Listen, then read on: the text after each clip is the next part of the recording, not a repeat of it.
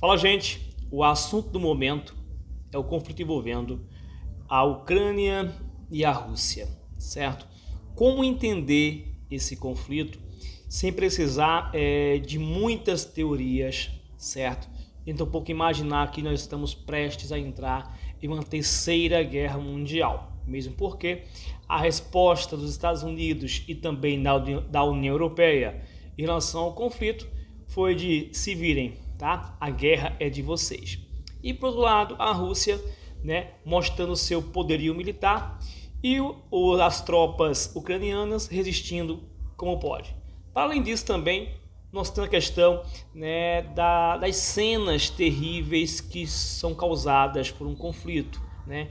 Os pais se despedindo dos filhos nas fronteiras, voltando para poder lutar, bombardeios, confrontos, mortes de civis inocentes. Então, assim, toda guerra ela gera muita conturbação mental, gera refugiados e também e principalmente ela afeta os mais pobres, os mais carentes, aqueles que vão lutar, vão defender sua pátria e infelizmente vão ganhar uma plaquinha depois dizendo que eles combateram. Outra coisa, toda guerra ela é ruim. Em toda guerra nós temos dois lados. Não precisamos aqui sermos juízes, procurar o culpado e o inocente. Não é isso. Então o conflito envolvendo a Ucrânia e também a Rússia é um conflito já anunciado, né? Inclusive o nosso presidente foi fazer papel de bobo lá, né? Uma semana antes das tropas russas invadirem a Ucrânia. E por que a Rússia invadiu a Ucrânia? Vamos entender agora esse contexto, tá? Vocês já devem ter visto aí nos jornais, na televisão, muitas informações sobre esse conflito, tá? Então, para quem estuda história, geografia, não é que a guerra seja bom, mas a guerra é um campo fértil para que nós possamos trazer a atenção de vocês para entender os conflitos, tá? Pouca gente se interessa no dia a dia por geopolítica mundial. Nós temos as superpotências, tá certo? Estados Unidos, né, a União Europeia, a Rússia, a China, o Japão, e tem interesses. Então a Rússia ela fornece muito, mas muito gás natural para o aquecimento da Europa e também é uma das grandes produtoras de petróleo do mundo, tá certo? Então nós temos aí em iminência uma crise do petróleo. Imagine nós, brasileiros, que já temos o combustível caríssimo, pode aumentar ainda mais, tá certo? Então, outra coisa, o Brasil ele depende muito dos insumos, né, agrícolas, principalmente fertilizantes, que vêm da Rússia, tá? Além disso, a região da Ucrânia ela é importante e estratégica porque ela facilita, né, a passagem para as águas quentes do Mar Báltico e do Mar Negro. Além disso, nós temos dentro da Ucrânia muitas usinas que são nucleares. Isso também é de interesse dos russos. Mas além da questão econômica, tem a questão cultural, certo? Dentro da Ucrânia tem muitos grupos que são grupos russos. Inclusive Kiev já foi capital de todo o Império Russo, certo? Na época dos czares. Depois passou para São Petersburgo e por aí vai.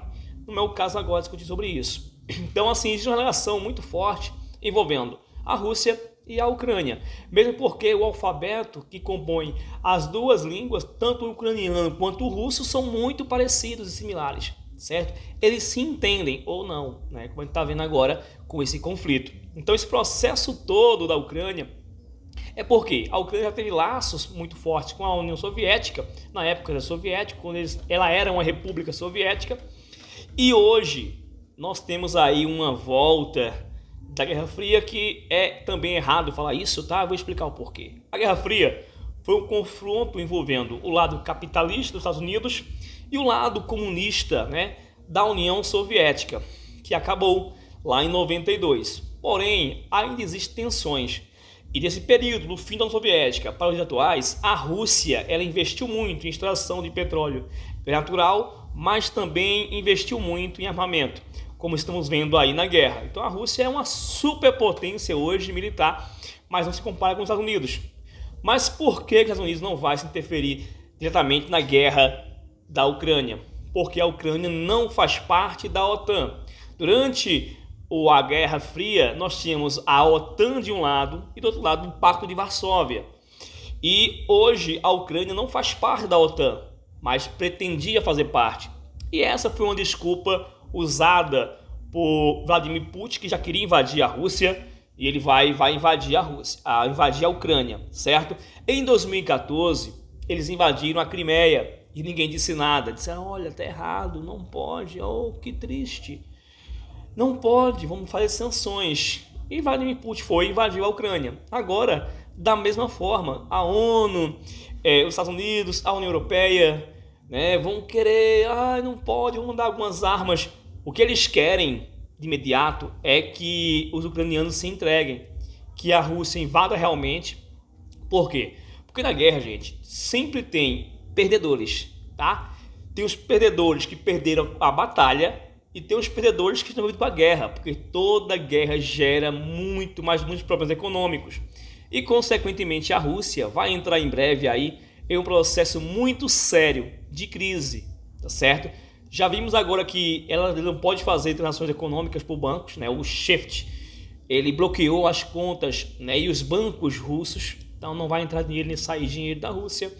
Então vai ser uma questão bem complicada, porque a Rússia ela vai ganhar a guerra, como a gente tá vendo aí, certo? Mas ela vai sair com orgulho alto, mas vai perder porque ela é soberba, porque vai gastar muito dinheiro e depois quem vai pagar esta conta é a população empobrecida da Rússia, tá certo? Então a guerra tá aí, estamos acompanhando a guerra, estamos vendo o conflito.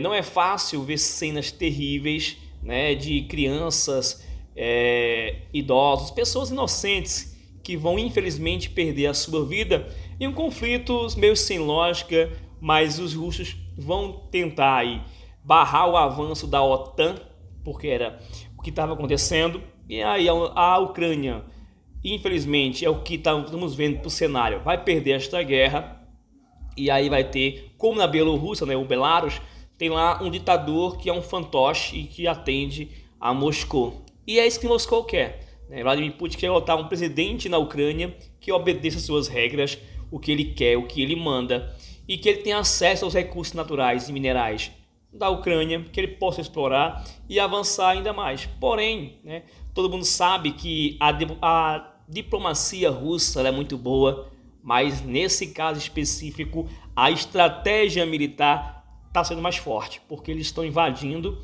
né, principalmente através da Bielorrússia, já chegaram em Kiev, está tendo muitos conflitos e vamos esperar, né, para ver o que acontece. Infelizmente nós podemos ficar aqui de longe só torcendo para que acabe logo o conflito, que morra a quantidade menor possível de pessoas, e nunca uma guerra ela é boa, tá?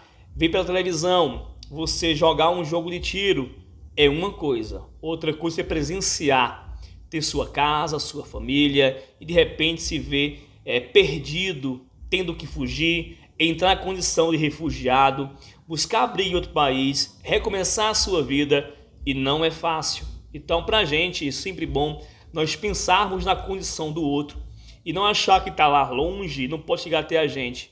A gente tem que sim fazer, abrir as portas do Brasil para esses refugiados, buscar uma solução através do diálogo, da paz, mas não é fácil, porque discutir, conversar com um ditador não tem diálogo, tá certo? Então vamos aguardar para ver, mas a tendência é que a Rússia, de fato, ela tome o controle de Kiev em breve, nesse final de semana, e aí vamos ter na próxima semana novos, né, fatos que podem dizer se a guerra vai acabar ou não. Infelizmente, gente, a gente tem que dizer o seguinte: quanto mais rápido a guerra acabar, melhor para todos, tá bom? É isso. Aí é um cenário, um panorama, tem muitas coisas a ser debatidas sobre isso.